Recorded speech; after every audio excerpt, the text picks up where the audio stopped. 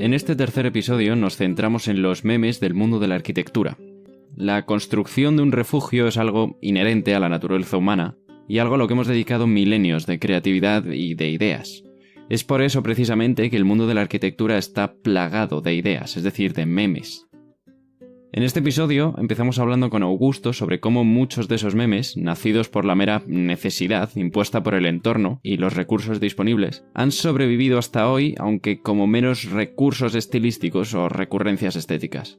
Durante toda la grabación, Augusto nos demuestra que la arquitectura es lo suyo, definitivamente, y nos cuenta gran cantidad de ejemplos curiosos y francamente interesantes de memes tradicionales y modernos en el mundo de la arquitectura.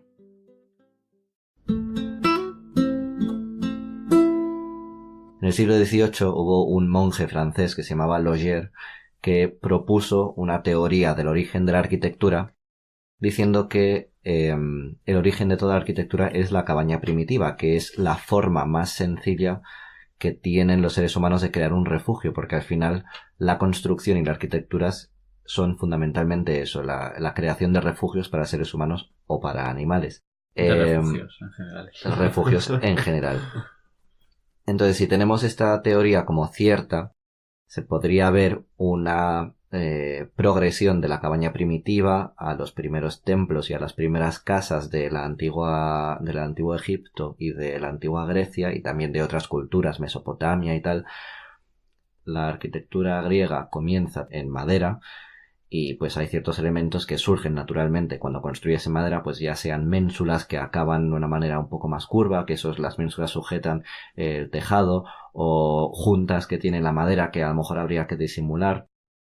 Y los griegos tuvieron ciertos mecanismos, desarrollaron ciertos mecanismos y ciertos sistemas para construir sus templos y construir sus casas de madera y embellecerlos. Y luego estos memes, estos elementos que crean ellos con su primera arquitectura más primitiva, lo trasladan a su arquitectura más clásica y helenística.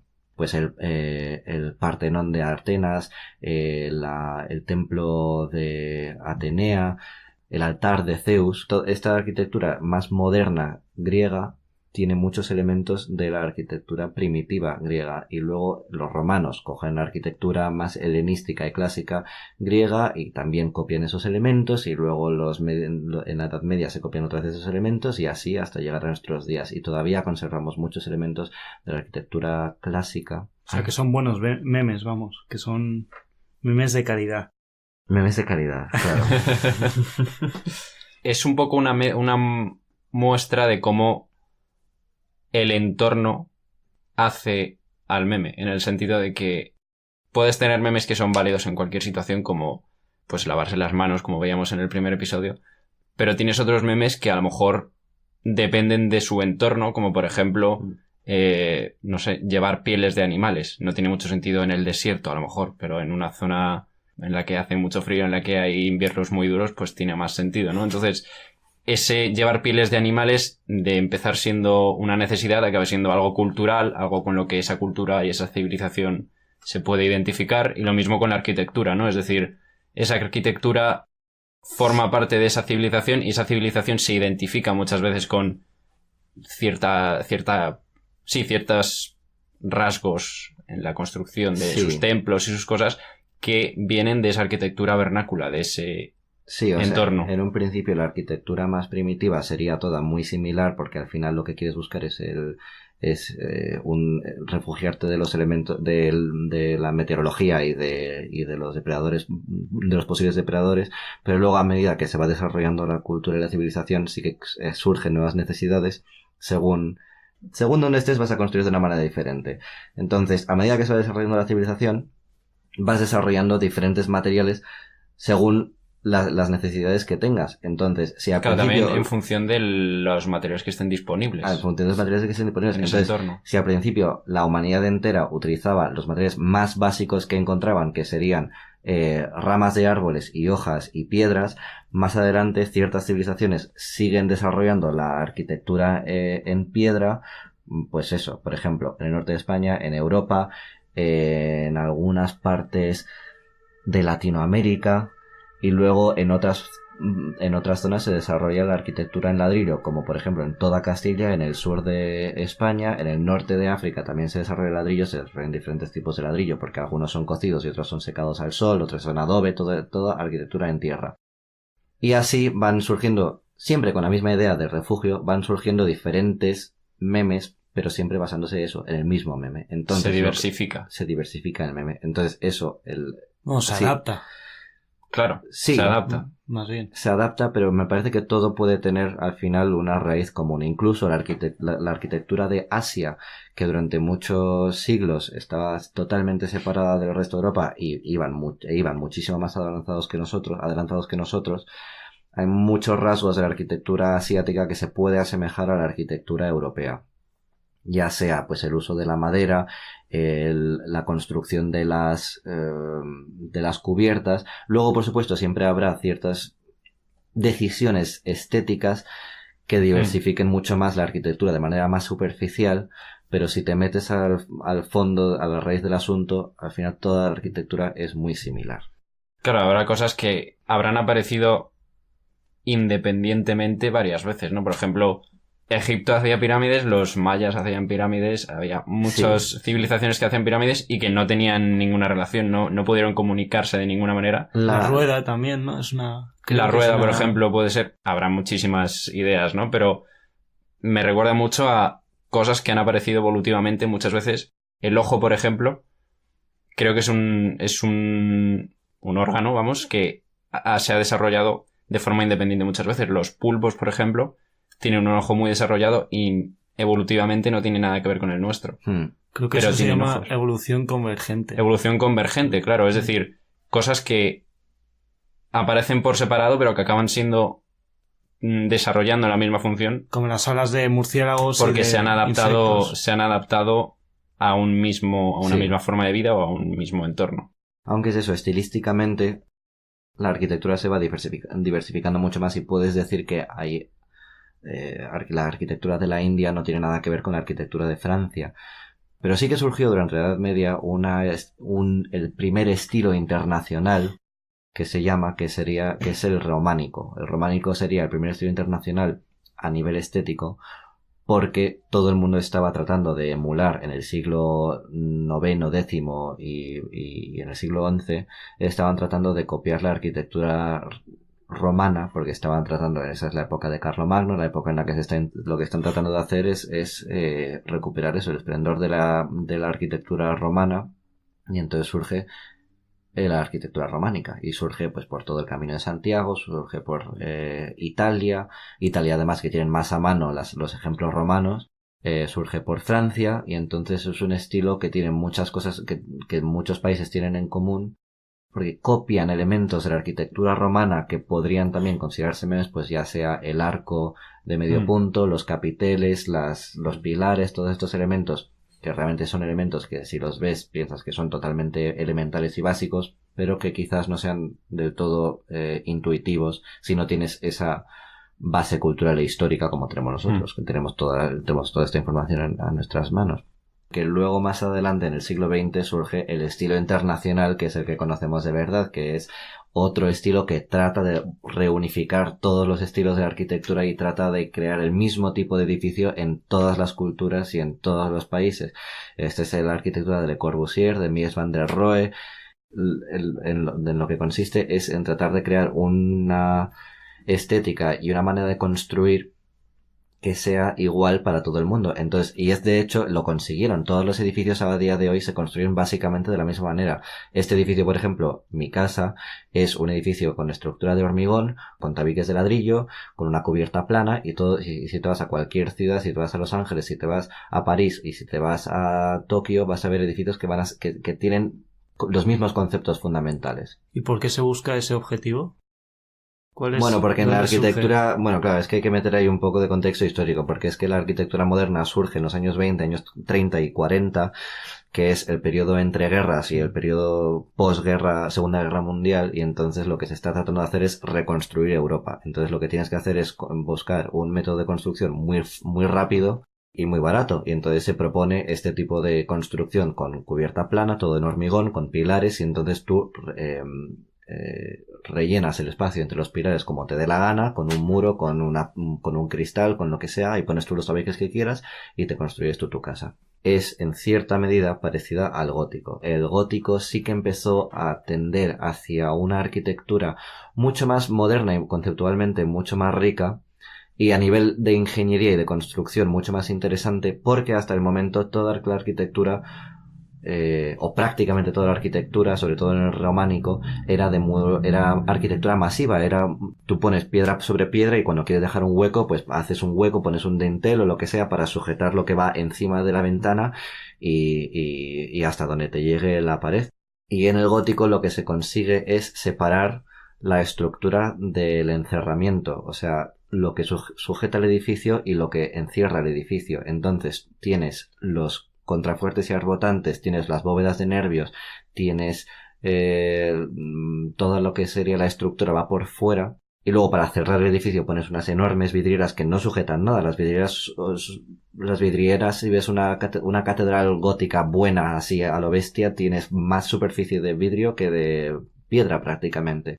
Era un renacimiento en sí, porque era una nueva manera de concebir la arquitectura y la construcción. Y luego con el renacimiento de verdad, en el siglo XV, el problema es que se vuelve estéticamente, se sigue desarrollando estéticamente Roma y Grecia, pero a nivel estructural y constructivo no se desarrolla lo que se estaba haciendo en el gótico. O sea, que no es algo original. Vamos, Bueno, a ver, al final los elementos que utilizan en el Renacimiento, que sí que son clásicos, también se desarrollan. Entonces, tampoco que no sea original, porque realmente nada es original. Sobre todo con el bagaje histórico que tenemos, es muy difícil que hagas algo 100% original. Pero que está muy fundamentado ya, que está... Sí, es algo muy consolidado. Y entonces al principio lo que se hace es simplemente copiarlas, muchas veces sin entenderlas. Hay casos en los que ya después de haber construido muchos edificios, un arquitecto va a Roma a ver Roma por primera vez, a hacer el tour, o después de haber hecho muchos grabados, y se dan cuenta de que, por ejemplo, las columnas de la antigua Roma no tenían basa, cosas así. Entonces es como una copia que tratan de hacer ellos muy literal, pero que no les salía del todo a veces. Entonces, tras esa época de hacer copias literales, de tratar de hacer copias literales, de fracasar en sus intentos de hacer copias literales, comienza una época que es el manierismo, que viene antes del barroco, y a este estilo pertenecería Miguel Ángel, porque él, en vez de copiar literalmente todos los elementos de la arquitectura clásica, que son como las ménsulas, que no sé si sabéis lo que es una ménsula. Ni idea. Es un elemento que sobresale y que sostiene el tejado. Un trozo de madera que sobresalía un poco más y sostenía el faldón del tejado. O un capitel, que no sé si sabéis lo que es un capitel. Me suena. Bueno, Me suena cuéntalo por si acaso. En un pilar tienes la basa, que es la parte de abajo, el fuste, vale, que es sí. todo el cuerpo del pilar, y arriba del todo, coronándolo, lo que sería la transición entre un pilar y un arco, o un pilar y una viga, está el capitel, que es una cosa así como más floreada y como Sí, un está poco como más adornado amplia y y tal. tal. Sí. Bueno, si no ponemos una foto por ahí, ya está. Sí, claro.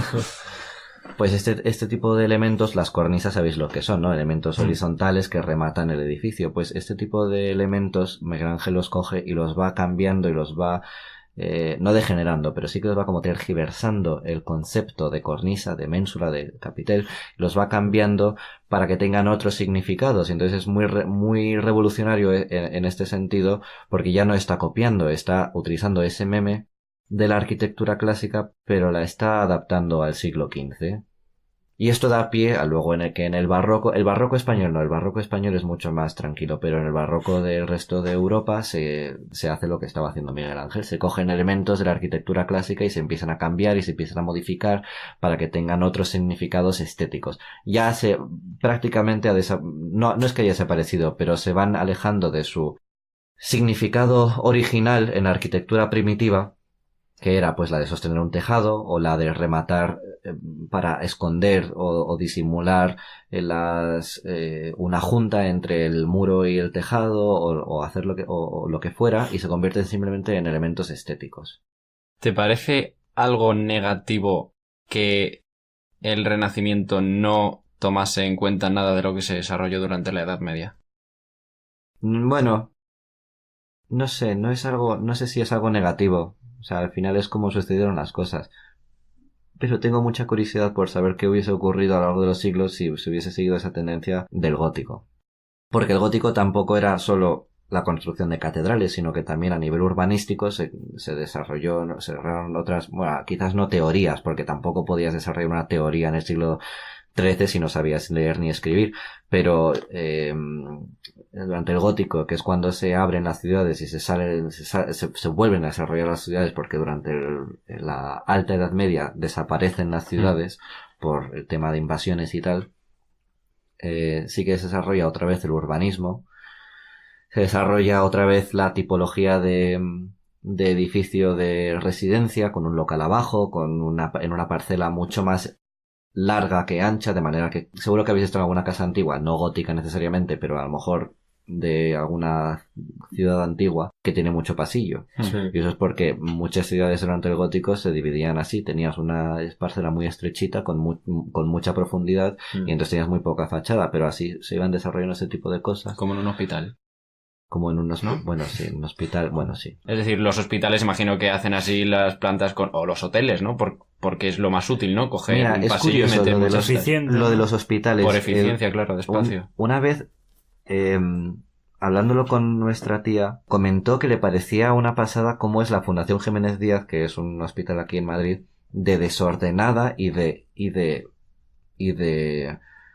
desestructurada, porque en ese hospital siempre están de obras, entonces siempre están tirando tabiques y siempre están construyendo tabiques nuevos, entonces es un laberinto de pasillos y de habitaciones, y entonces yo daba por hecho que era simplemente mala gestión de la remodelación del hospital, y ella me dijo que a lo mejor lo hacen a propósito, porque claro, tú cuando entras en un edificio en el que no puedes ver claramente cómo se estructura y cómo está organizado, tú te entregas al que sí sabe cómo es el edificio, en este caso el médico. Entonces también podría ser una estrategia del hospital, ser crearte una sensación de confusión. Claro, ser si nunca sabes. Un caos, ser un caos completamente, porque entonces tú solo no puedes entrar en ese edificio, necesitas que te lleven de la mano, entonces te entregas al doctor te completamente. Conviertes en un niño. Te conviertes en... Claro, entonces yo, como he estado varias veces en ese hospital, pues entonces más o menos me puedo navegar por ese sitio.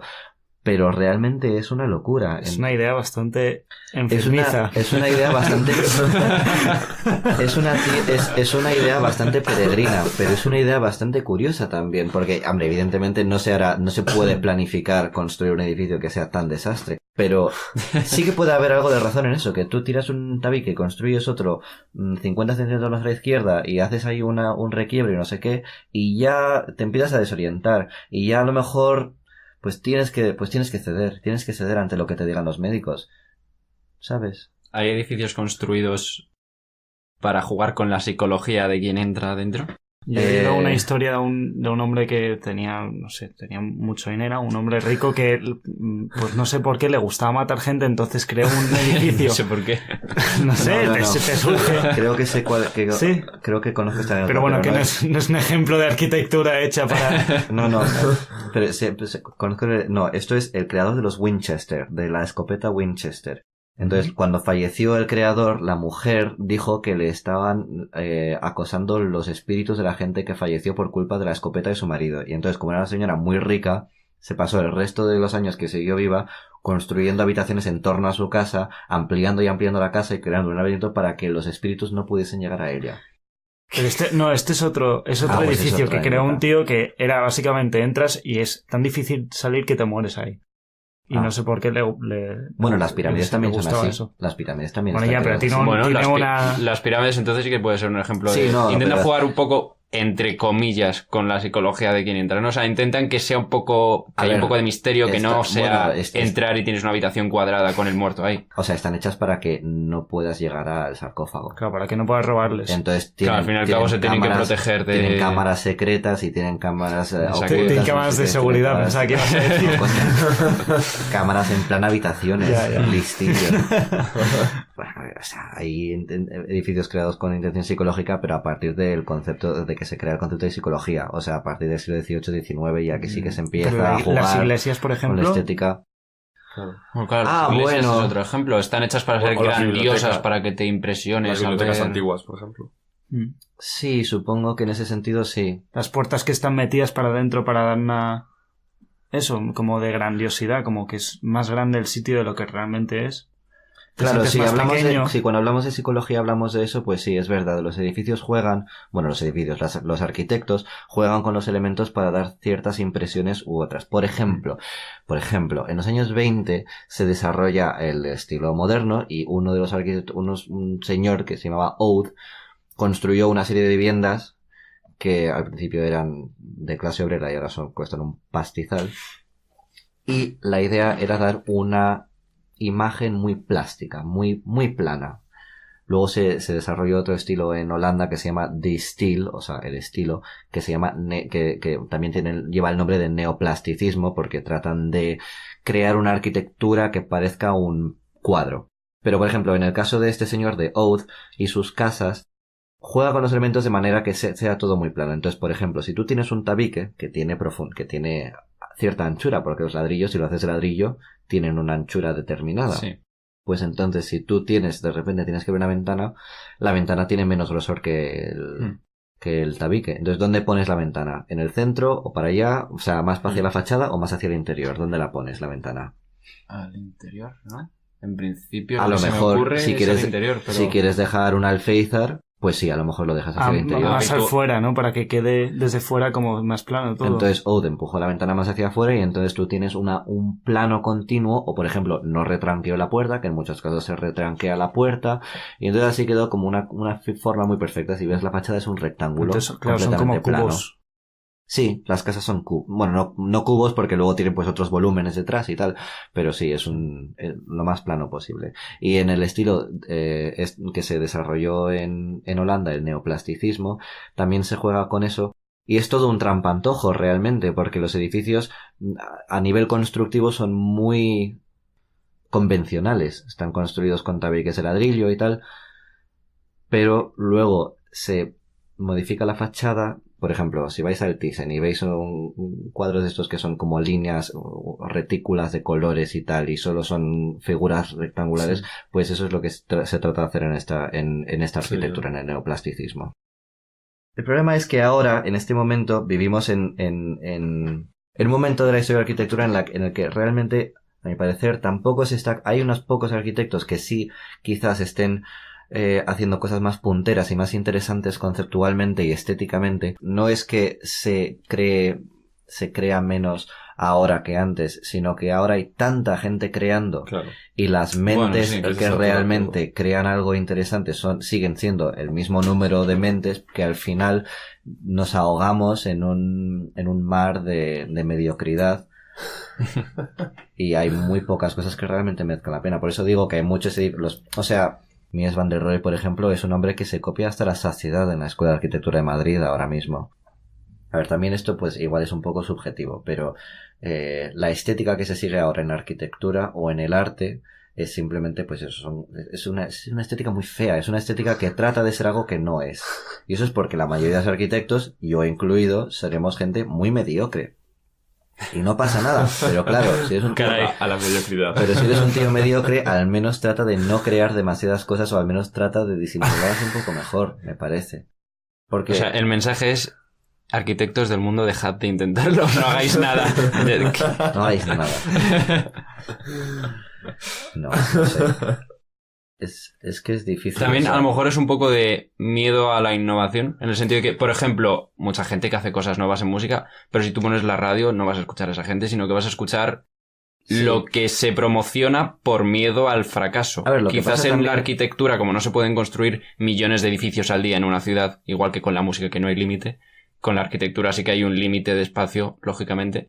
Entonces, solo se pueden promocionar algunas cosas si se promociona lo que tiene menos riesgo, que es lo que ya se sabe que funciona. Puede ser. A ver, en el caso de la música, me parece que es que la mayoría de los artistas y la mayoría de las canciones a día de hoy buscan todos la misma cosa, o sea, buscan el entretenimiento y buscan ser reproducidas en ciertas situaciones, podría ser una fiesta o una discoteca o ¿sabes? Siempre es la temática no es tan variada y se producen muchísimas canciones con la misma temática. Entonces, por eso a lo mejor muchas veces suenan muy parecidas las canciones y por eso dices que se está dejando de crear, o sea, la creatividad no que se esté dejando de crear estancada. Porque el caso de la música concretamente, lo bueno que tiene es que cualquiera lo puede hacer desde su casa, entonces hay muchísima gente que hace cosas interesantes, pero lo que es más conocido y lo que es más popular normalmente hay excepciones en todas partes, pero normalmente es lo que se considera que tiene menos riesgo, quizás. Bueno, pero podrías decir que se le pone menos esfuerzo a aquellas cosas que se crean, porque eso también lo puedes ver en la música, eso es algo objetivo. Que bueno, hay menos complejidad en la música de la misma manera que hay menos complejidad en los edificios ahora mismo. Si tienes que producir 10 canciones en un año, pues a lo mejor no vas a dedicarle tanto tiempo. Y si tienes que hacer una urbanización de 20 edificios, pues a lo mejor no te vas a dedicar a hacer hasta el último rodapié. Bueno, y también hay que destacar la falta de dinero estos últimos años por la crisis económica. Quiere decir que si tienes dinero, pues vas a invertir en cosas como arte, en cultura y en crear cosas bonitas, pero con una crisis no se hace eso, se va por lo más eficiente. Lo estaba pensando hoy, y es que de cosas como la arquitectura, de la política, la sanidad y la arquitectura no se debe sacar beneficio nunca. O sea, yo como arquitecto debería ser pobre toda la vida. Debería financiarme el Estado para yo poder dedicarme en cuerpo y alma a la arquitectura y hacer una arquitectura buena que enaltezca el espíritu de los seres humanos. Se nos está escuchando Pedro Sánchez, ya lo sabéis. Yo creo que el podcasting también debería ser subvencionado por el gobierno. Por favor.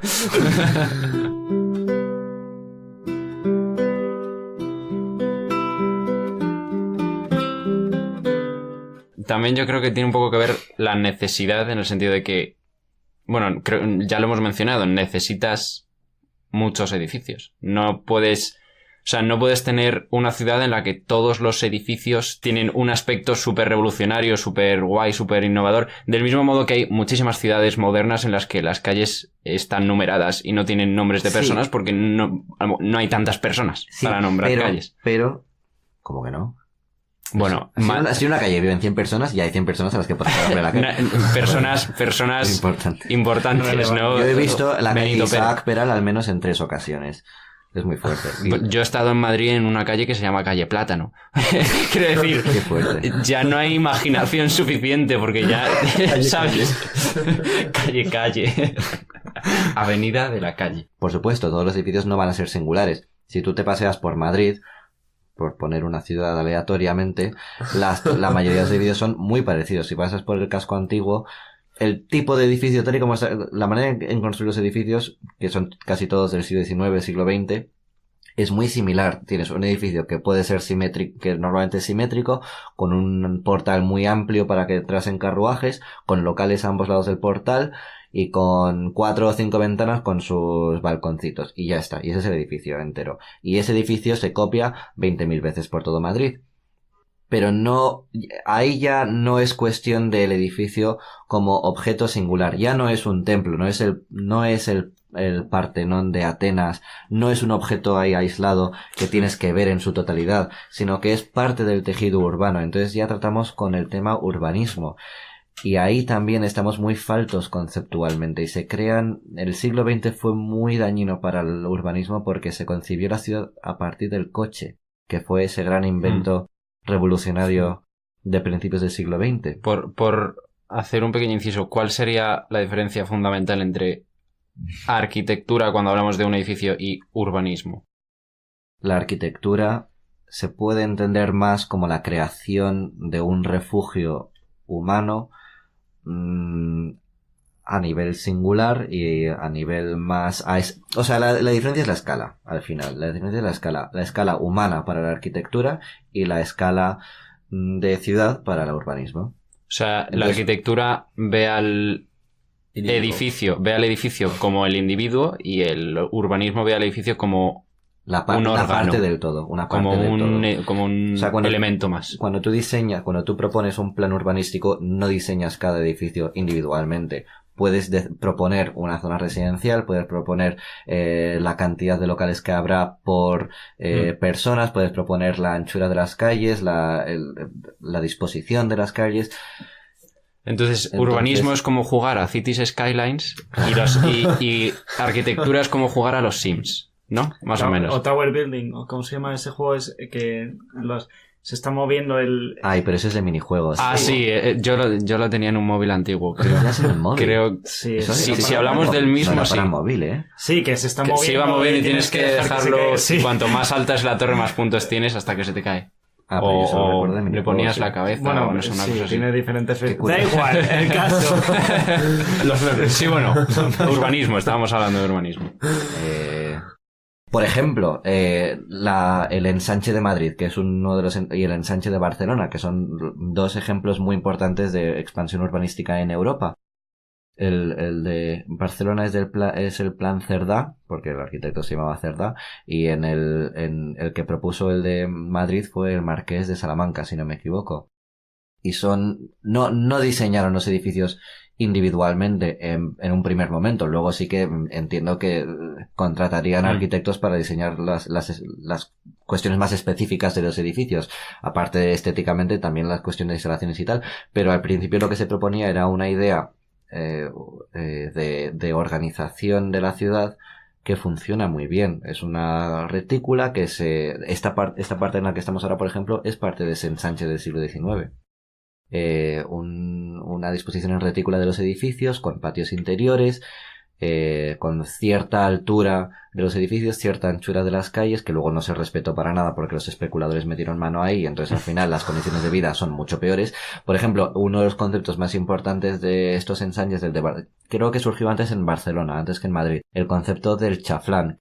El chaflán, en una esquina, un chaflán es una esquina biselada, básicamente. O sea, en vez de tener una esquina, el edificio, tenerlo un ángulo de 90 grados, cortas esa esquina, quitas un poco de edificio y entonces tienes otra pared más. O sea, la esquina se realiza eso es una articulación también, por ejemplo, en vez de tener una esquina de 90 grados, tienes un corte y entonces la esquina es más amplia. Entonces eso ayuda al movimiento da más espacio a los peatones, también los coches entiendo que tienen un movimiento un poco más facilitado, y luego también a la hora con respecto a los edificios, en ese chaflán podías poner más ventanas y eso permitía una mejor ventilación del interior de la casa, que era la única manera que tenían de tener algo de higiene en la casa en el siglo XIX. Bueno, y además que la ciudad en sí, el chaflán lo que hace es que hay más circulación de aire en general, ¿no? Sí, bueno, pero eso es muy difícil de medir. Es muy imprevisible cómo va a moverse el viento. De hecho, tú haces estudios siempre hay medidores de las velocidades del viento y los movimientos del viento por la ciudad, pero en cuanto construyan un edificio nuevo, ya se va todo al carajo y tienes que volver a hacer todos los estudios, porque el edificio nunca vas a saber cómo va a interactuar con el viento. Y de hecho creo que es en Canadá, en una ciudad canadiense, donde construyeron de repente en una ciudad que ya era bastante ventosa de por sí y donde todos los edificios eran muy bajitos, construyeron un hotel muy muy alto y ahora delante del hotel han puesto una cuerda para que la gente pueda agarrarse porque ahora el viento es tan fuerte y sopla con tanta velocidad justo delante de ese edificio que la gente no puede pasear por ahí. O sea, te cae, te lleva el viento. El aire contra el edificio y vuelve o cómo. No tengo muy claro, no sé si es que vuela, o sea, si sopla alrededor del edificio y entonces cuando baja ha cogido más velocidad, no sé cómo funciona eso, pero la cuestión es que ahora es imposible caminar por esa calle. Además solo por ese tramo, porque si tú ves una foto de esa calle, tienes una persona más al fondo que está caminando normalmente y una persona más justo enfrente del hotel que se ha caído porque la ha empujado el viento. ¿Cómo se llama el sitio este? Es que no me acuerdo, sé que es en Canadá, pero no recuerdo cómo se llama la ciudad. Hay una cosa que dijiste antes que era sobre que el gobierno debería financiar este tipo de cosas, pero claro... A ver, todo lo que diga no lo digo en serio, ¿eh? Vale, bueno, pero que alguien debería estar financiando esto más. Alguien, ya sea el gobierno o entes privados. No, me parece que las cosas que aportan a la creación de la belleza deberían ser facilitadas. Y dado que la creación de belleza por ahora es una cosa humana, bueno, también, o sea, quiero decir, la belleza entendida desde un punto de vista más artificial, Ya tú me entiendes. La belleza que creamos nosotros es única. Entonces, y muchas de las cosas que creamos no son bellas. Entonces, se puede hacer una distinción entre lo que es bello y lo que no es en las cosas que crean los seres humanos. Pero ya que un ser humano necesita costear su vida, pues a lo mejor si te vas a dedicar a crear belleza, deberías poder, no sé, debería haber un poco utópico a lo mejor, ¿no? Quiero decir. Totalmente. Es que yo utópico. lo que te iba a Totalmente. decir era que el problema con ese tipo de cosas es primero que el valor de la belleza y del arte es que no son... Es intangible. Es intangible. Bueno, no diría eso, porque sí que se puede notar. Y no solo eso, pero es que el arte en sí, creo que es muy difícil ver los pros y los contras, porque los pros es que es tan abstracto lo que produce. Es como que... Bueno, si quieres mirar para desde un punto de vista darle más capitalista, argumentos, una persona claro. feliz va a ser mucho más productiva que una persona infeliz. Ya, pero puede ser feliz. ¿Conocéis de la otras ciudad de maneras. Norilsk en Rusia? No.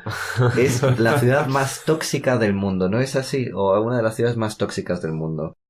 Sí, bueno, y es de las ciudades más contaminadas, pero me parece que el Galardón. galardón, lo que tiene la ciudad es que es la ciudad más deprimente del mundo. Eso. Ah. Bueno, es la ciudad más deprimente del mundo. Qué bien. Es diferente de tóxico. Entonces, bueno, no, pero también tóxica porque tiene una mina en la que o sea, Ah, tiene Quiero decir, eso muchísimas contribuye. fábricas, claro, sí. Además de otras cosas, tiene Claro. como 40 y pico días al año de completa oscuridad porque está muy cerca Claro, de... son muchas cosas, los pero por polos. ejemplo en Noruega no son tan infelices. Bueno, No tienen son un poco- carreteras. también son un poco Tienen de infelices bastante ahí. dinero también.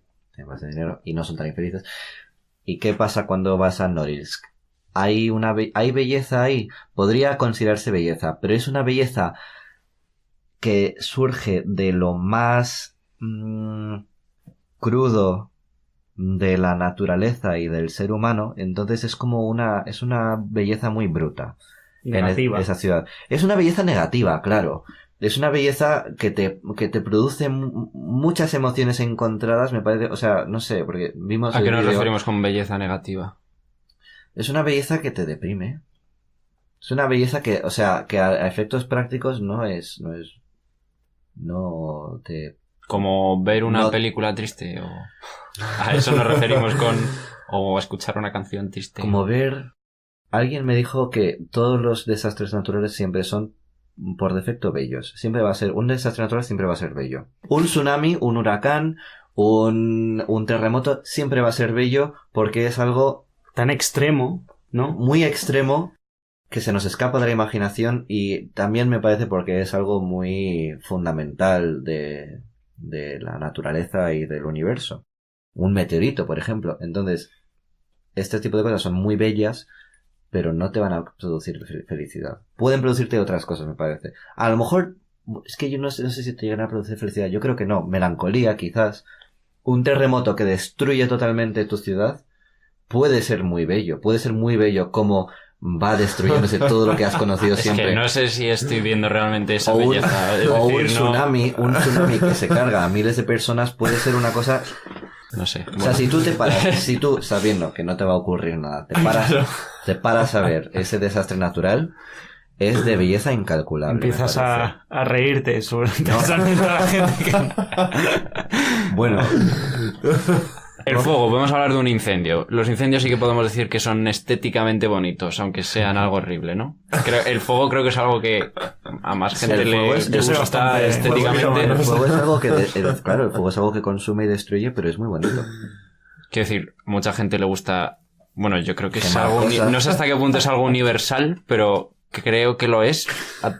Que te guste ver una hoguera, una chimenea. Sí. Es como algo bonito ver el fuego y aparte de que da calorcito, imagino que también evolutivamente nos gusta el fuego porque para nosotros significa Como cosa de- seguridad, ¿no? sí, Y porque significa... en el fondo somos monos. A lo mejor se podría considerar el tríptico del Bosco que está en el Prado, el Jardín de las Delicias, pero por ejemplo, cuando fui ahí con nuestra prima pequeñita de 10 años, ella se asustó al ver el cuadro. Entonces ese tipo de belleza también puede ser... ¿Has visto este cuadro en el que es un cuadro de Jesús en una iglesia que estaba más o menos destrozada por humedad y entonces fue una mujer Y las repites. Yo llamaría eso. Eso es. Sí, por supuesto. Eso sí que es bello. Fue muy famoso allá por 2011 o 12 o algo 10. así, o por ahí. 2012 me suena. Es como... Bueno, ahí ya no sé qué. Son como La verdad los es que- coches la verdad es que cuando... el concepto es muy bello, pero... No sé si fue estéticamente bello. no era bello. Desde luego fue un meme. O sea, en este podcast pega porque fue un meme muy fuerte. Pero... Es verdad. Pero... Llegó al meme internacional, porque en Estados Sí, no, Unidos de también hecho, se sí. hablaba de eso. Y se sigue utilizando hoy en día de vez en cuando. Hace poco, como no sé si meme. fue en el último año nuevo chino, que salía como un desfile, que salían como personas disfrazadas de cuadros y obras de arte famosos. Ah, Y salía uno vestido del ex de Homo y era como que... en plan rollo las meninas, no sé qué, y el ex de Homo. es verdad. Me acuerdo de eso. Madre mía. Bueno, pero desde luego le dio más fama a Alex de Homo porque yo no conocía esa obra ahora antes. cobran por verlo. Imagino tendría que ver que yo tenía como 11 años, a lo mejor tampoco sabía mucho de arte, pero Hace tanto ya. yo no conocía eso. Hace mucho. Bueno, hace tanto no tenías 11 años, es imposible. No fue Es que no sé cuándo... No fue hace 9 años. No entremos a debatir qué edad tenía yo cuando Cecilia renovó el ¿Se ex de llamaba Homo. Cecilia? Cecilia. Ah, qué Hubo mal. muchos La chistes buena de con Cecilia. Es Cecilia. Cecilia. No sé si habéis escuchado el chiste de Toc Toc, ¿quién es? Cecilia no, porque no tenía manos, porque no sabía pintar. Bueno. Qué duro. Qué mal. Qué feo. Además es como súper indirecto, ¿no? Es como... No sé. Tienes menos tacto que Cecilia, que tampoco tiene manos porque no sabe pintar. Es un poco rebuscado, me parece. Me gusta mucho la figura de Cecilia y toda esa historia, porque es como una persona que cree verdaderamente que puede hacer algo y luego falla estrepitosamente. Pero ella Y se todo el refería, mundo lo ve. ella dijo, y yo creo que había gente en el pueblo que le defendía todavía, ¿eh? O sea, Ella dijo que no estaba terminado, que que no lo habían dejado Ay, terminar. pero la verdad es que yo me moriría de la vergüenza. Bueno, en fin, da igual, pobre. Pero el caso es que ha dado fama al pueblo, ha dado fama a la obra, Sí, Sí, no. yo creo convirtiendo... que ella seguro que es feliz. Claro, ha convertido un meme en el sentido antiguo de la palabra que casi estaba Sentido arcaico. desaparecido, entre comillas, porque Arcaico. muy poca gente lo conocía. Lo ha convertido en un meme en el sentido antiguo de la palabra muy exitoso y en el sentido actual de la palabra lo ha convertido en un meme que ha llegado bastante lejos y que se ha transmitido en internet muchísimas veces. Mm.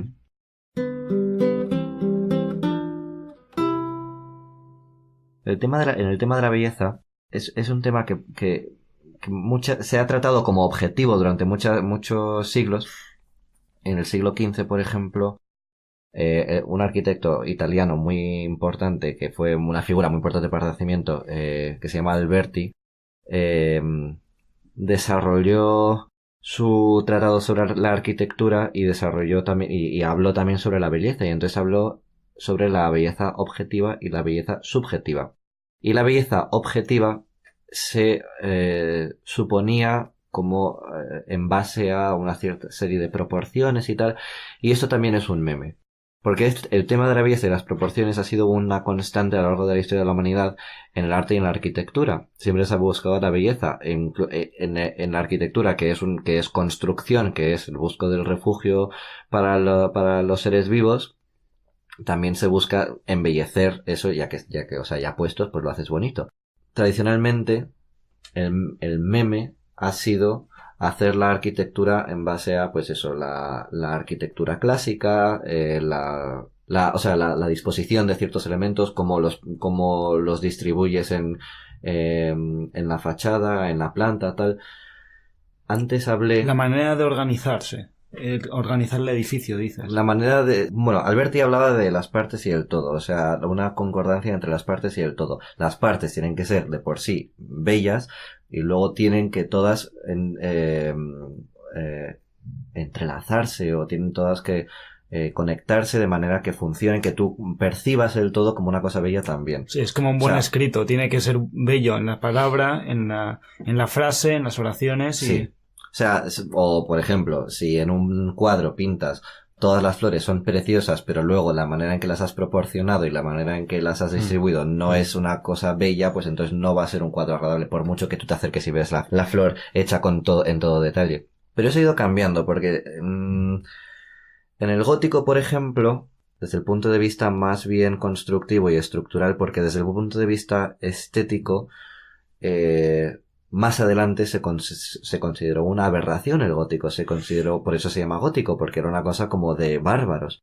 Pero luego más adelante, ya más en el siglo XIX-XX, ya con el romanticismo y tal, y luego en el siglo XX con el utilitarismo, se ha visto que ese tipo de arquitectura, la arquitectura gótica y la arquitectura que hacemos ahora, es bella de por sí porque cumple una función. Entonces la arquitectura gótica, que es una arquitectura en estructura de esqueleto, que diferencia entre lo que sostiene el edificio y lo que lo cierra, es bello porque cumple una función muy bien, porque busca una solución muy innovadora a un problema que siempre se ha tenido, que es cómo sostienes un tejado sobre tu cabeza. Por ejemplo, un cuadro de Velázquez del siglo XVII es muy bello porque él muy meticulosamente ha copiado las facciones de los reyes de España, o ha hecho la fragua de Vulcano con un detalle excepcional.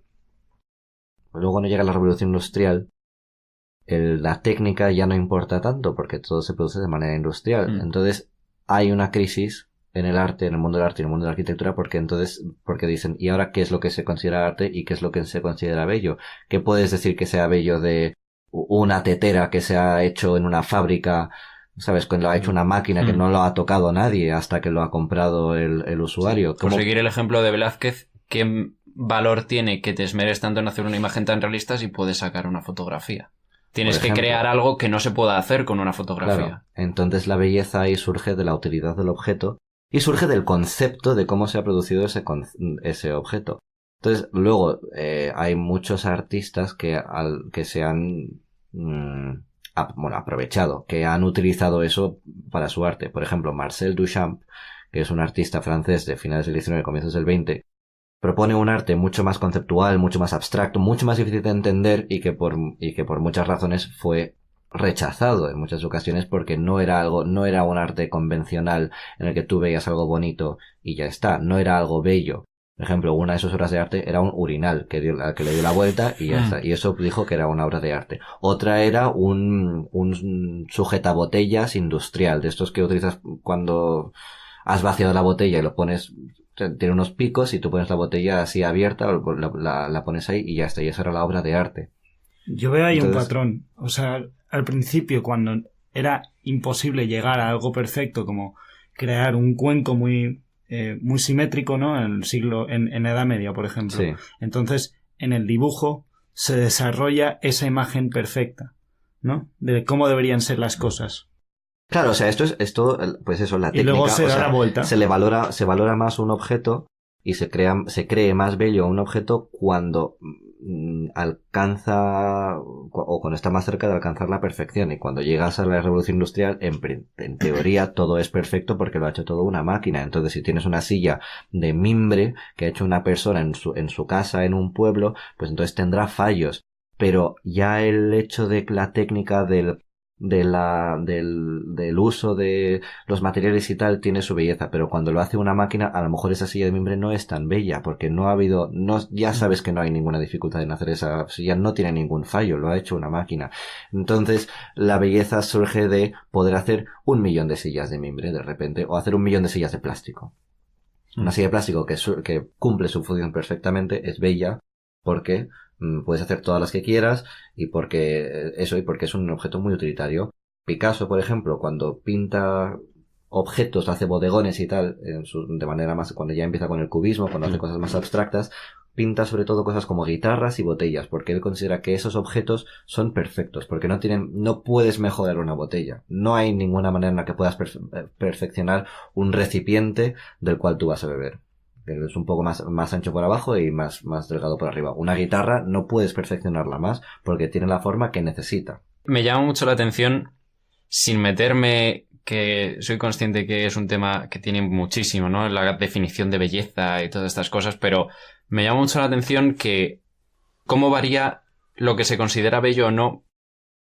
Ya no solo llegada a la revolución industrial, que se puede hacer todo de forma mucho más automática, entonces se valoran otras cosas, pero incluso antes de la revolución industrial las tendencias cambiaban Y ahora es bonito algo con muchísimas florituras, ahora es bonito algo muy simple, muy útil, ahora es bonito algo muy difícil, ahora algo muy simple. Bueno, sí, pero también te hablo desde el punto de vista de los más académicos y más intelectuales. O sea, en el siglo XX, cuando ya está obsoleto un tipo de construcción y cuando están obsoletos los templos griegos y tal, a la gente le va a seguir pareciendo bello un templo griego. Sí, bueno, me refiero a lo que se considera bonito o lo que se considera interesante de hacer en ese momento, me refiero. Sí. Pero, ¿qué es lo que hace que cambien esas tendencias? ¿O es simplemente un proceso natural de que, bueno, la gente se cansa de una cosa y empieza a hacer otra y se vuelve a cansar de esa y vuelve a la anterior de forma cíclica, como si fuera pues un muelle? Supongo que es nuestras capacidades de crear.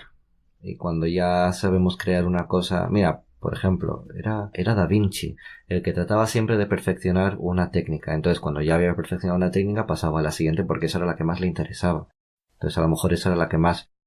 O sea, al ponerle más interés le parecería más bello, porque si él ya ha dominado la técnica de dibujo con pastel, pues ya cuando ve más dibujos al pastel, pues a lo mejor ya no le parecen tan interesantes ni parecen tan bellos, pero si no ha dominado todavía el dibujo con tinta, pues entonces eso le va a parecer más bello. Puedes extrapolar eso y mirarlo desde como visión de águila. O sea, como que esa evolución que se produce en un individuo también se produce en una sociedad. Por ejemplo, bueno, tú sabrás esto mucho mejor que yo, que los griegos al desarrollar la historia, el arte, estaban yendo de lo más abstracto a lo más realista. Y luego cuando le conquistaron los romanos hicieron al revés. Sí. El más realista a lo más abstracto, sí, ¿verdad? Pero eso sí es cierto.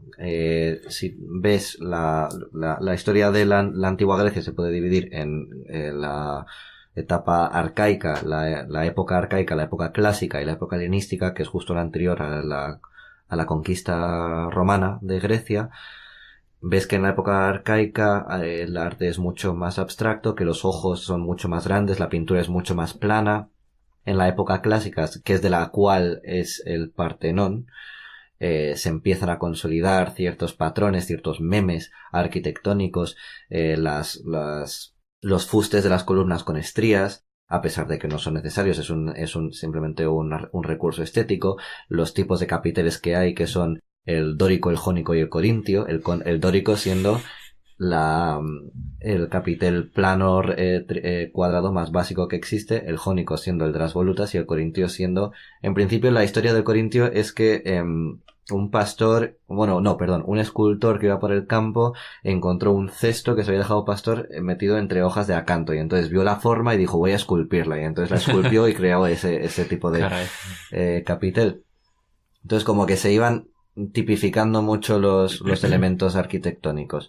Luego llegan los romanos, copian todo lo que han hecho los griegos hasta el momento, pero luego es por cuestiones que va decayendo el Imperio Romano y se le van acabando los recursos, que el arte empieza a degenerarse. Ah, ¿tú crees que es por eso? Es por eso. ¿No crees que es porque, dado que ya han desarrollado un tipo de arte, buscan desarrollar otro? Yo creo que eso, no, porque... Es que eso también funciona en la filosofía, pasa lo mismo. Van a lo concreto, y van a lo más abstracto y luego lo más práctico y lo más... Y yo creo que en la moda también, ¿no? Subjetivo. O sea, cuando se ponen de moda los pantalones campana, los otros unos más anchos, hasta que de repente se ponen de moda los pantalones pitillo y luego vuelven los campana y luego los pitillo. Pero los romanos me parece que fue por lo que decíamos antes, que cuando no tienes recursos, pues el arte que vas a hacer va a ser peor, porque no puedes desarrollar un arte en su plenitud si no tienes el tiempo y los recursos para hacerlos. Y cuando estás constantemente siendo atacado por otros pueblos y cuando se te va fraccionando el imperio y tienes inestabilidad política, no vas a desarrollar un arte tan bello como o tan concreto como el de los a lo mejor también tiene algo de influencia. Lo que pasa es que esto sería solamente en este caso en concreto, pero el auge del cristianismo y el misticismo y todas estas cosas a lo mejor llevan también a un arte un poco más abstracto y más... También puede ser, pero los cristianos... Sí que existe el arte paleocristiano, que es cuando los cristianos siguen perseguidos por el Imperio Romano, y luego cuando el Imperio Romano adopta el cristianismo como religión oficial, sí que empieza a haber alguna expresión artística, pero por lo general los cristianos no tuvieron prácticamente expresiones artísticas hasta más adelante. Por ejemplo, en el paleocristianismo, los cristianos no podían expresar su fe de manera pública y entonces todas las ceremonias y tal se hacían en privado, en casas o en criptas o en donde fuera. Y cuando ya pueden hacer sus ceremonias en público, no tienen un tipo de edificio particular, especial para hacer sus rituales. Y entonces adoptan un edificio, una tipología de edificio romana, que es la basílica. La basílica siempre ha sido, originalmente era romana. ¿Y en qué consistía este tipo de edificio? Era un edificio alargado, sujeto por pilares, con 2 exedras, una en cada extremo. Una exedra es un elemento semicircular, que es como un ábside. Es como donde pones el altar en una iglesia. Eso es o sea, ¿sabes? Es como un semicírculo. Entonces tenían 2, uno en cada extremo, y tú entrabas por el lado largo. Si es un rectángulo, entras por el lado largo, y las exedras están en los lados cortos. Pero que esto era un edificio público sin más. Esto era un edificio público donde se hacían Roma. juicios, donde se hacían subastas, donde la gente iba, era una basílica, era un espacio público. Era un edificio civil. Pues ese tipo de edificio es el que copiaron los cristianos. Le quitaron una exedra de un extremo, le pusieron la entrada por ese extremo, porque una característica de los rituales cristianos es que es una religión de procesión. Entonces tú necesitas un espacio alargado. El cristianismo da sermones, entonces es una persona dando un discurso y los demás escuchando, entonces necesitas también un espacio alargado. Entonces adoptan ese tipo ese tipología de edificio porque es la más fácil de construir y los cristianos normalmente no era una religión de las élites romanas, era de las masas, de gente que no de bien. Entonces es el edificio más fácil de construir y es el edificio que mejor les sirve para sus propósitos. Entonces esa es la expresión cristiana durante el Imperio Romano. Pero se ve también después, es decir, quitando la Edad Media, que es como un espacio un poco extraño, pero después se ve como un arte... Claro, hay que tener en cuenta otros factores, que cuando cae el Imperio Romano de Occidente, pues entonces ya no se pierden ciertas técnicas y tal, y los bárbaros no desarrollan esas técnicas de escultura y tal. Pues es verdad que durante el románico, por ejemplo, las vírgenes y los cristos que ves son siempre mucho más abstractos, y la manera de representar las figuras religiosas es una manera mucho más abstracta, conceptualmente más pobre, porque siempre es una cosa mucho más... porque están tratando de dar un mensaje y quieren darle ese mensaje de la manera más fácil. Entonces, si una figura es más importante, la dibujas más grande y ya está. Y luego durante el gótico, pues ya se empieza a perfeccionar las técnicas y hay esculturas góticas que podrían ser perfectamente renacentistas porque son muy perfectas en su ejecución. Y el gótico, entiendo que es el siglo XIII, XIV, XV es una época de mayor prosperidad después de la peste negra, cuando la gente tiene más recursos, cuando Entonces es una tendencia, siempre es una tendencia en el ser humano, que tú, en época de prosperidad, la ordenación artística y arquitectónica y artística será más medida y más pensada, y durante épocas de crisis será más impulsiva. Eso sería un poco una combinación de esa tendencia a que en épocas más difíciles hay una mayor abstracción y ese es un poco de efecto muelle de que se desarrolla una cosa muchísimo y se va a otra. Sería un poco una combinación de ambas cosas. Porque yo, por ejemplo, cuando estudiaba en el instituto me llamaba mucho la atención que venía el gótico, que era como con muchas cosas. Luego venía el renacimiento, que era muy simple. Y luego venía el barroco, que era otra vez muchas cosas. Y luego venía, no me acuerdo que venía, pero era otra vez muy simple. Sí. O sea, era como... que era muy simple. Luego sí. Claro, o sea, era como una cosa, luego la otra, luego una, luego la otra. Entonces... Cíclico. Sí, pero en el caso de la abstracción yo creo que eso precisamente es falta de desarrollo. O sea, si tú tienes una cosa muy abstracta... Yo pienso, esto lo hablé con amigos de la universidad, que para que tu arte abstracto tenga validez, tú antes... Bueno... Esto realmente tampoco lo pienso muy en serio, pero es una idea. Que para que tu arte abstracto tenga validez, antes tienes que poder haber dominado el arte más concreto. O sea, tú tienes que saber dibujar bien una mano para que luego tú puedas hacer un trazo raro y decir esto es una mano. Y que eso sea válido como arte abstracto. Entonces yo creo que lo que pasa en el románico es que no es falta de desarrollo. O sea, es verdad lo que dices, que durante el gótico sí que se empiezan a añadir más cosas, hay un horror vacui, en el arte, las vidrieras están repletísimas de cosas, y luego en el Renacimiento la cosa se hace más serena. En ese caso a lo mejor se podría ver. Aunque también diré que durante toda la historia de la antigua Grecia, prácticamente me parece que siempre hay un horror vacui, o sea, siempre hay un miedo al vacío y siempre ponen un montón de cosas. Entonces no sé si a lo mejor sí que durante la historia reciente se hace ese efecto muelle, o si a lo mejor también es otro efecto, o es un efecto secundario de la situación socioeconómica y política en Europa durante esos siglos, o qué, no lo sé. Pero el arte abstracto lo que hace es, bueno, saca el mensaje principal y quita todo lo demás porque no es lo importante. Mientras que en el arte barroco, Sí, por ejemplo, lo llena tanto de cosas que a lo mejor el mensaje se pierde. Y entonces necesitas otra vez volver a lo más Pero abstracto para que no se pierda ese fíjate que el mensaje. arte abstracto, el arte barroco, esa época la equipararía más a la época del románico, por ejemplo, del arte más abstracto. Porque es simplemente meter un montón de cosas. Estéticamente no dejan de ser, bueno, sí que siguen ciertas proporciones, evidentemente las esculturas y tal tienen sus proporciones y tal, pues por ejemplo Bernini y Borromini eran unos expertos, pero Bernini y Borromini son un poco raros. Estos dos son los máximos exponentes del barroco italiano durante el siglo XVII. Bernini le hacía las iglesias y le hacía las esculturas a las congregaciones religiosas más ricas, y Borromini se le hacía a las congregaciones religiosas más pobres. Y si en un palacio a cada uno le pedían hacer una escalera, a Bernini le pedían hacer la escalera principal y a Borromini le pedían hacer la escalera de servicio. Borromini era un comunista de su época. Borromini era un romántico, porque el tío se trató de suicidar tirándose encima una espada y le salió mal, y entonces tuvo 2 días desangrándose hasta que por fin se murió. Caray. Era un romántico. Sí, ya Era veo. un romántico, pero era un artista. Pero sí, no sé, el barroco me parece que es, pues, más equiparable a eso, a las épocas más abstractas. No porque las figuras no dejasen de ser concretas, porque a partir del Renacimiento hasta el siglo XX siempre se valora que si haces una mano, que sea una mano, que parezca una mano. Pero sí que se trata de confundir más y se hace todo mucho más colorido y se pierde la idea de lo concreto, porque ya tienes como una amalgama de cosas y tal.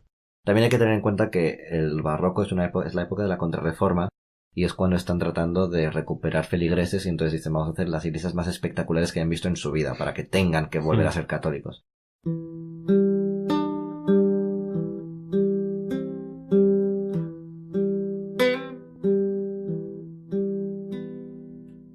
¿Tú crees que hay una correlación o algún tipo de enlace entre esas tendencias artísticas y las tendencias, o no sé si se pueden llamar tendencias o simplemente distintas variedades que hay en los memes modernos? Es decir, Sí. memes muy distorsionados y muy Sí. difíciles de entender, o memes Pero más hablamos simples de y más memes de minimalistas. internet, entiendo. Sí, memes modernos, memes de internet. Memes modernos. O sea, O incluso de los años 90, cuando veían algo en Sálvame o en... Bueno, Sálvame en los 90. Pero... o en lo que fuera, en el diario de Patricia o lo que fuera, y la gente luego lo repetía y tal. O sea, memes más humorísticos, más desde el punto de vista más impulsivo y más desde el punto de vista de entretenimiento, entiendo. Pero quiero decir que se ven también una tendencia como de memes que son muy... Los memes surrealistas, que se llaman, Sí. de imágenes muy distorsionadas, y memes que no tienen por qué ser necesariamente los memes primeros de una imagen con texto, pero memes que son más minimalistas, por así decirlo, que te muestran, pues yo qué sé, el meme de Bob Esponja con una cara rara y ya Sí, está. sí, Es sí, un sí, meme sí. moderno, no es un meme como los de antes, pero es un meme que no está muy distorsionado, que no es... O sea, la arquitectura como todo empieza con lo más básico y lo que mejor va a satisfacer las necesidades. Entonces, la arquitectura empieza con la cabaña primitiva, y el meme empieza con una imagen y contexto. Esa sería la cabaña primitiva. Esa sería la cabaña primitiva de los memes. Eso se va desarrollando y entonces se va a convertir en una cosa más sofisticada, ya desde el punto de vista de la estructura, de las proporciones, de la construcción. se convierte en una cosa que va tratando de expresar su mensaje de maneras diferentes. Entonces ya pasamos de una imagen en el centro con un marco, las desmotivaciones que eran la imagen en el centro y luego texto arriba, texto abajo explicando lo que era la imagen y explicando la situación a la que aludía esa imagen, y los memes de repente se vuelven mucho más abstractos, ¿no? Se vuelven una cosa mucho más conceptual. Tú tienes que entender a partir de toda la historia de memes que has tenido antes lo que significa este meme. Y de repente se corta porque coges un meme de abajo de los primeros y lo resucitas. Y entonces de repente la gente está compartiendo memes que son de hace 10 o 15 años y que ya de por sí no tienen ninguna gracia, pero como tú entiendes lo que era ese meme y entiendes lo que significaba para ti ese meme en aquel momento, o sea, lo repites y lo vuelves a desarrollar. Pasas de el desarrollo de todos esos memes muy extraños, de las caras distorsionadas y las figuras que son como humanas pero no y son muy inquietantes, a utilizar otra vez el troll face y el fuck yeah. Entonces puede que podamos pronosticar para el futuro la utilización de memes como esos antiguos, un troll face pero distorsionado. Quizás. ¿Podemos pronosticar?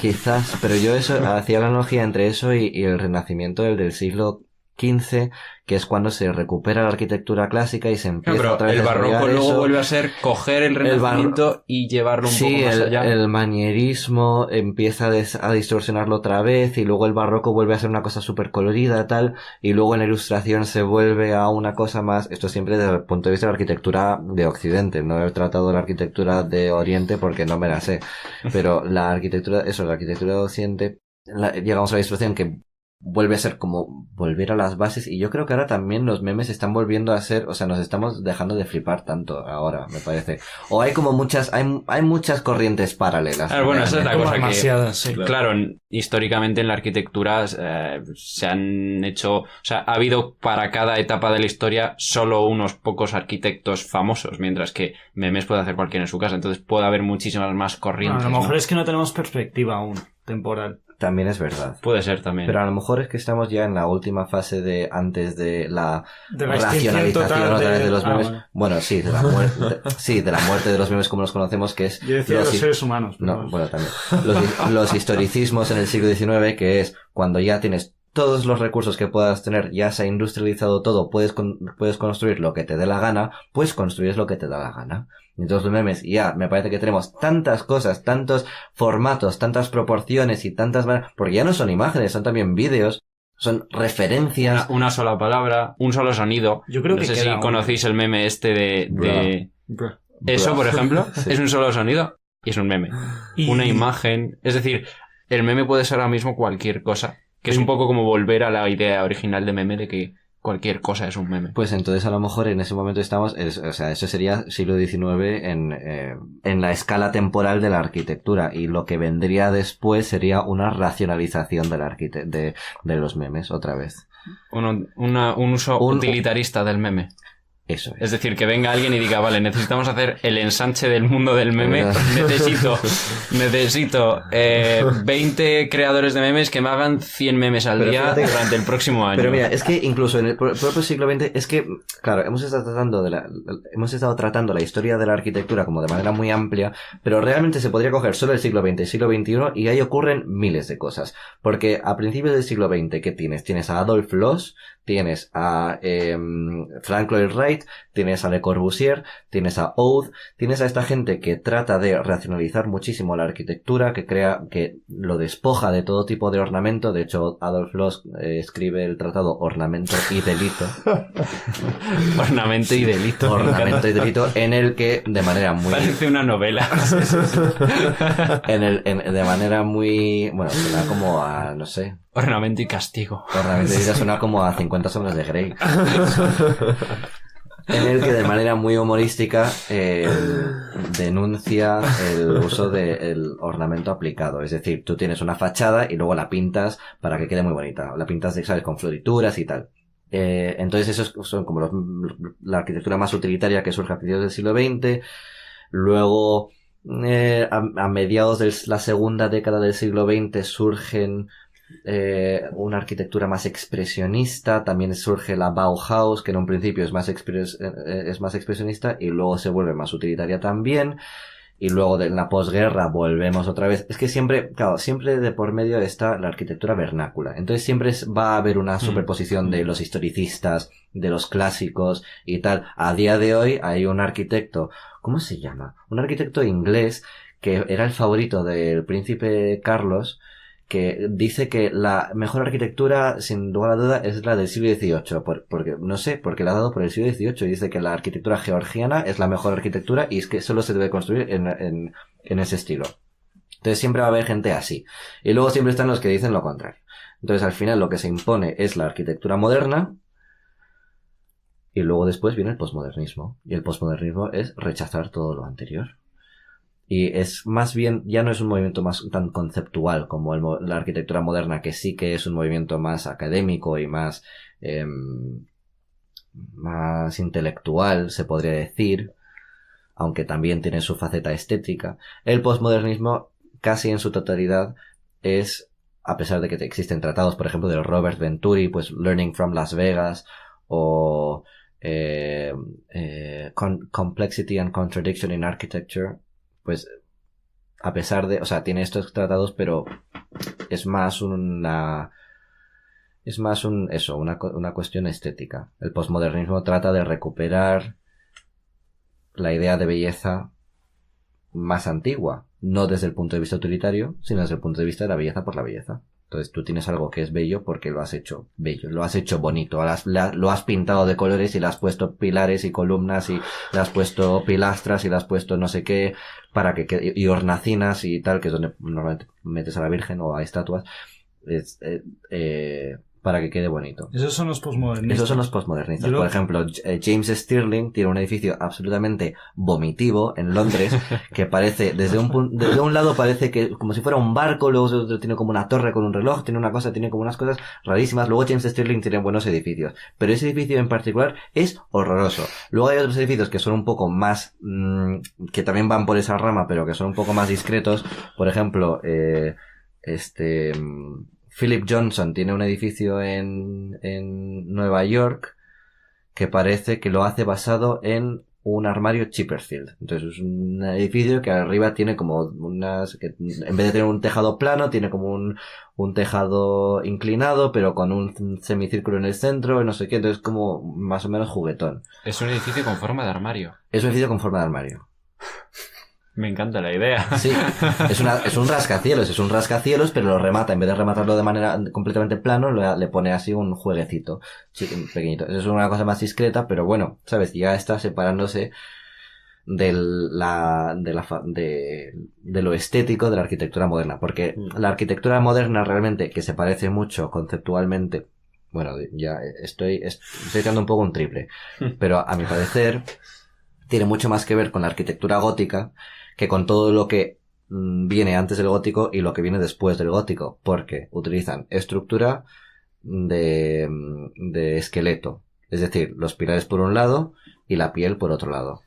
Se puede ir, bueno, y luego pues a nivel constructivo, a nivel estructural, pues la distribución de cargas, todo este tema de cosas.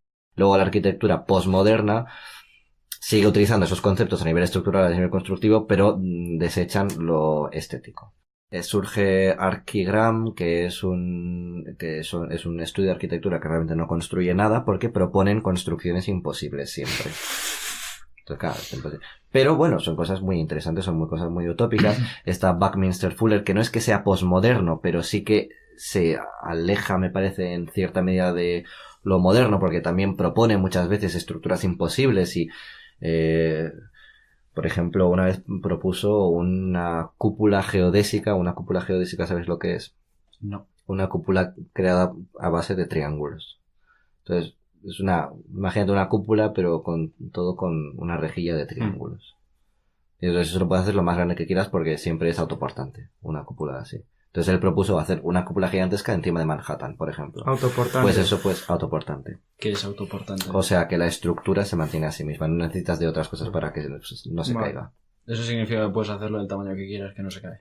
Hombre, bueno, supongo que habrá Pero con limitaciones, ciertas habrá limitaciones limitaciones físicas, físicas. habrá limitaciones físicas, pero bueno, ¿sabes lo que te quiero decir? O sea, ¿Para qué quería hacer la cúpula de San Manhattan? para crear otros microclimas, otras micro... ¿cómo decirlo? Medioambientes. Pero entonces querría homogeneizar todos los medioambientes y luego crear mini medios. No. ¿Cómo? O sea, con las cúpulas geodésicas lo que quería es que los seres humanos habitasen el espacio. Entonces tú hacías una cúpula muy grande. Y entonces así era como si siempre estuvieras en un interior, más o menos, en el que la temperatura era más o menos constante, en la que estabas protegido de la meteorología, de las fuerzas de la naturaleza. Y entonces tú podías habitar ese espacio. Lo que pasa es que siempre es como una manera muy abstracta, porque luego esa idea de estructura paraguas, o sea, una estructura muy grande y dentro de la cual ocurren cosas, es una idea muy abstracta, porque luego a la hora de llevarlo a la práctica nunca se ha hecho del todo bien. Pues que más, ¿por qué querrías hacerlo? No, porque, bueno, pero son ideas muy... O sea, por ejemplo, de lo tú que estamos entras hablando, por dejarlo claro, porque no sé si lo estoy entendiendo bien, es como la idea esta de hacer cúpulas en Marte para vivir dentro, pero hacerlo en la Tierra. Como la película de los Simpson, que era hacía... Como la película que ponían una cúpula encima de todo el pueblo. Como eso, pero lo que pasa es que en Los Simpson la Como idea eso, pero es, más realista. la idea claro, es pero- contener a la gente y no que no salga. Y de hecho la gente empieza a morirse de asco ahí dentro. Y en este caso, la idea no, ¿cuál en es? este caso la idea es que en vez de construir un montón de casitas para que la gente se refugie, hacer una megacúpula y entonces la gente ya está refugiada. Y no hace falta compartimentar el espacio de tal Pero manera la gente que todo... necesitará Pero unas entonces no casas igual, necesitas hacer Claro, por eso edificios digo de que a ninguna nivel manera. abstracto es muy gracioso decir, y la gente lo habitará como Pero la quieran, gente en no plan- solo se refugia de la lluvia y de la temperatura y eso, también se refugia de otra gente porque necesitas una intimidad, ¿no? Tendrán Por eso casas digo, individuales, por digo eso yo. digo que luego ya es muy difícil llevar eso, o sea, que es eso, que es muy difícil. Pero su idea sería para una comuna o... Es que no entiendo No, es la que es una utilidad. idea como abstracta, de muy utópica, como que todos vivimos juntos y entonces pues haces la cúpula y entonces tú te metes ahí y ¿sabes? O sea, imagínate una cúpula del tamaño de Manhattan, pues entonces ya no tienes que tener una puerta que te cierre el piso y una puerta en el portal y no tienes que las marquesinas bueno, a lo mejor sí las marquesinas de los autobuses, pero sabes que no sería todo tan cerrado, no sería público y privado, sino que sería todo semipúblico, una cosa muy fluida, no sé qué. Eso creo que hablaba Ter en un vídeo. Hablar terreno. De cómo combinar espacios así como públicos, rollos, centros comerciales y cosas así con viviendas y tal. Sí, o sea, y Está de un hecho, poco por ahí. y también la arquitectura moderna trata de hacer eso en gran medida. Por ejemplo, Mies van der Rohe cuando propone el proyecto del pabellón de Alemania para la Exposición Universal en Barcelona, que fue en el 27 o algo así, no me acuerdo, en el 29, el pabellón de Barcelona no tiene nada. O sea, el pabellón de Berlín no tiene nada, de Alemania. Los demás pabellones eran siempre pues cosas muy ostentosas, muy grandes. El pabellón de la Unión Soviética y el pabellón de más adelante en la siguiente exposición universal, la de la Alemania nazi y la de la Unión Soviética eran unos pabellones colosales, gigantescos, además con uno frente al otro y con las estatuas más grandes posibles. Y en esta exposición universal, que creo que era del 29, Mies van der Rohe propone un pabellón que es muy sencillito. Pues un plano con una cubierta plana y dentro tiene unos muros puestos que no tocan. Normalmente hay pocas esquinas y entonces tú te mueves por el espacio de manera muy fluida. Es una propuesta de espacio fluido. No está enseñando nada porque las exposiciones universales son para mostrar lo que tiene tu país. Las innovaciones tecnológicas de tu país. Y en este caso, lo que mostró Mies van der Rohe era simplemente un espacio nuevo, un concepto de espacio nuevo. Hey, hola, soy el Diego del futuro. Este episodio es el último de los 3 que grabamos allá por hace unos meses. Y de momento no tenemos más, así que muchas gracias por escuchar, los que hayáis escuchado, y esperamos que os haya gustado, y esperamos poder sacar alguna que otra cosa en el futuro. Pero eso, de momento, esto es lo que había del meme subyacente. Si queréis escuchar un pequeño fragmento de la última grabación, que no ha llegado a entrar en este tercer episodio porque no cuadraba mucho, pero que está bastante interesante igualmente, estará disponible en cuestión de unos días, unas semanas, no sé, cuando se pueda. en el mismo lugar en el que ha estado disponible todos estos episodios, en nuestra página web, nuestro canal de YouTube, Spotify, cualquier aplicación de podcasts, donde sea. El caso es que eso, muchas gracias por escuchar, muchas gracias por haber estado ahí y pues eso, que hasta luego.